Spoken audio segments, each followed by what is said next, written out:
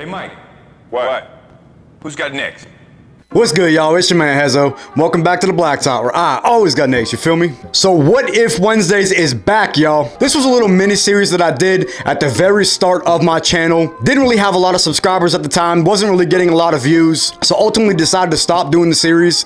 I dropped a poll a couple weeks ago, asked y'all if y'all wanted to see me bring it back. Y'all voted, so here we are. So if y'all are not familiar with what this series is, every Wednesday I go through some of the biggest what-if scenarios over the course of the NBA history in terms of trades, injuries, all that type of stuff that would have impacted NBA history differently if it would have happened the other way. If y'all are new to my channel and y'all like this type of basketball content, please consider hitting that subscribe button, drop a like on the video, and let's get right into it. Now for today's What If, I got one particular player on my mind, and that is this guy right here, man.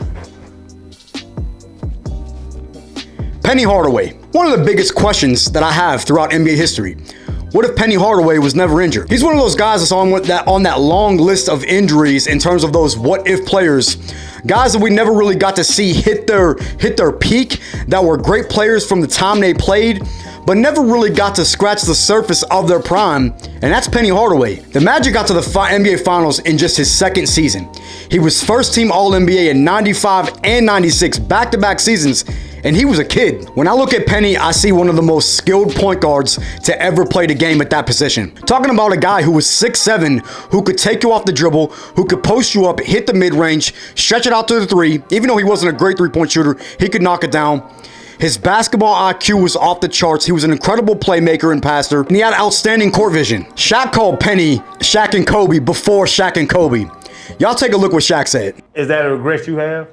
Yeah, because I always think about if we would have stayed together, how many we could have got.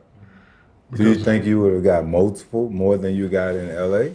That's the hard thing. Yeah. But Penny was that good. Right. Penny wasn't Kobe.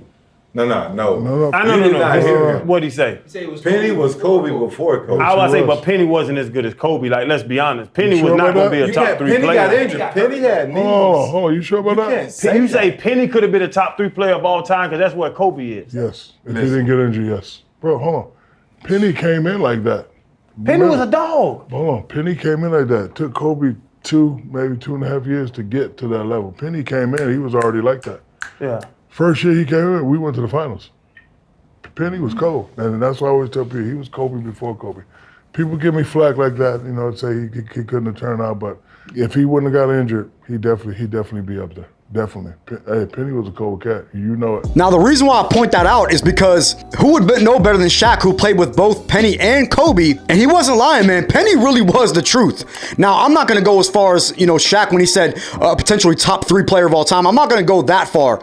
But I will go as far as saying I do believe that Penny Hardaway would have been a top 5 point guard to ever play the game if he was never injured. This is a guy who was averaging about 20 points and 7 assists before he even really scratched the surface of his prime, like I mentioned earlier. I mean, you're talking about maybe a guy that can average 25 and 10 at his peak when he finally does hit his prime. I feel like the world in the NBA basketball community was truly robbed of really a great player and what we could have saw out of Penny Hardaway. And I think if you would have put Penny in today's game, right?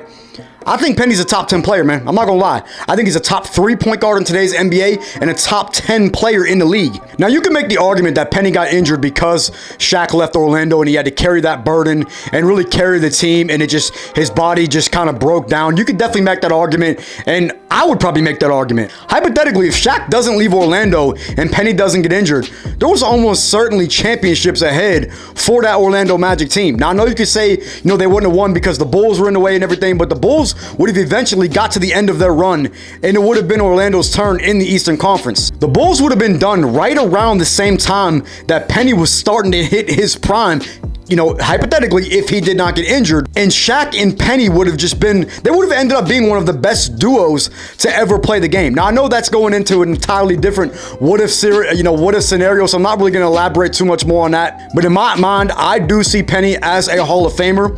I do think that he would have been a top 5 point guard of all time. Definitely top 10 if you don't want to argue top 5, 1000% a top 10. I can't name 5 point guards better than him would be at his peak, because again, we never even got a chance to see his peak. He would have been so much better than what we saw him as. I can't name 5 point guards throughout NBA history that would have had a better peak than Penny Hardaway. And y'all can call me crazy. I don't care. Penny's my guy. Penny truly did have a lot of magic in him. And it is such a shame that we never got to see him hit his peak and hit his prime. And we'll never know. We'll never know what Penny could have been. But in my mind, he's still one of the GOATs, man. He's still one of the greatest point guards to ever play. I don't care what that he's not in the Hall of Fame. I think he still deserves to be there. He was still a great player.